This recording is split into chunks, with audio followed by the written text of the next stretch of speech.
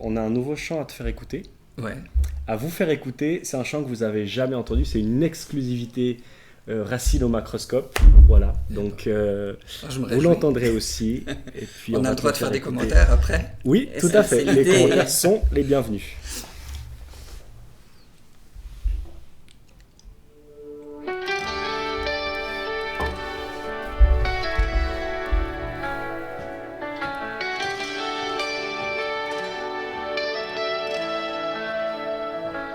Quand mon cœur s'égare dans l'obscurité, ta douce lumière vient me retrouver. Tu brises mes chaînes, me rends la liberté.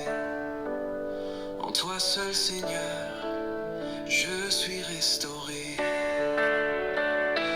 Oh Dieu, mon refuge, ma force, mon chant, je t'offre ma vie, mes jours, mon présent. Ta grâce infinie renouvelle ma foi. Jésus, je te suis, je m'abandonne à toi.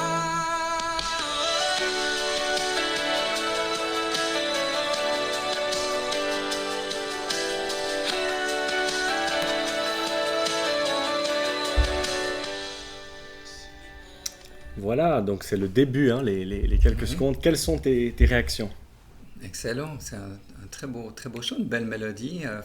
Je dirais facile à capter. Je pense qu'à la Oui. deuxième écoute, on peut chanter avec. Ouais. Ouais. Alors, je te rejoins carrément. Sache que cette musique, donc les paroles et la musique, ont été générées exclusivement par l'intelligence artificielle. Étonnant. Ouais. Tu vois. Donc, c'est une question qu'on aimerait un petit peu ouvrir maintenant.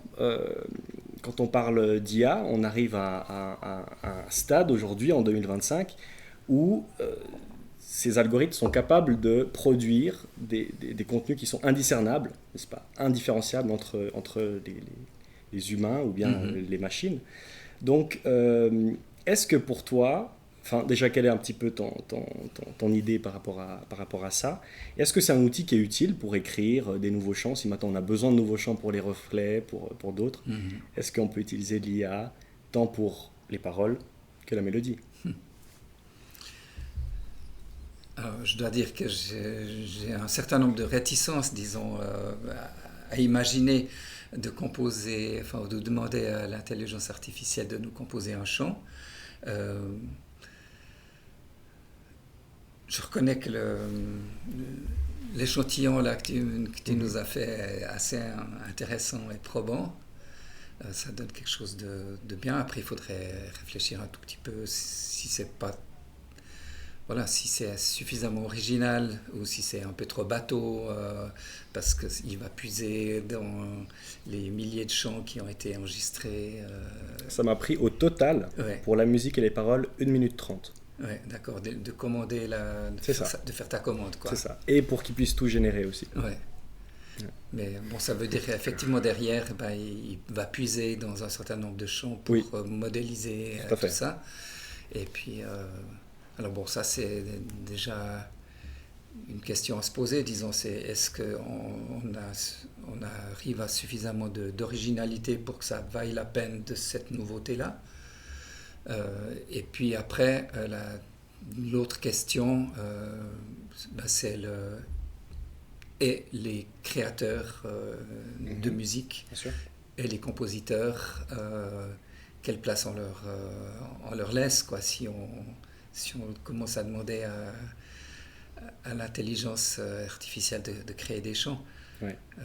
Puis là, je pense que d'une part, on risque à terme un appauvrissement de la capacité Créative. créative chez les chrétiens. Oui.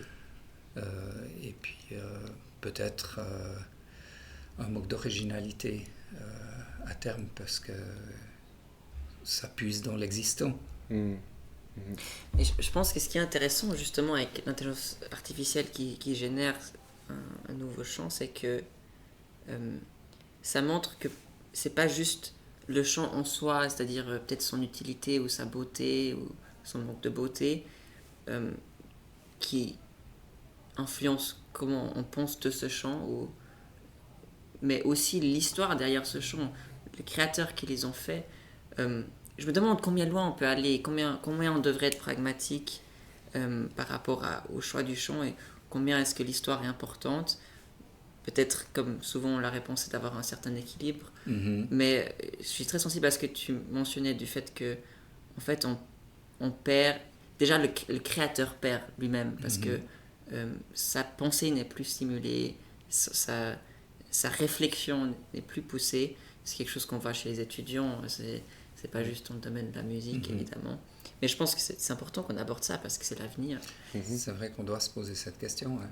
Et c'est pour ça que les gens qui écoutent, j'espère que vous avez pu retenir aussi de ce qu'on a discuté jusqu'à présent que des nouveaux chants sont utiles. C'est en tout cas la thèse qui a été présentée. Hein, il faut, pour développer et soumettre sa créativité à Dieu, c'est une chose qui, si vous avez le don de faire ça, ben faites-le.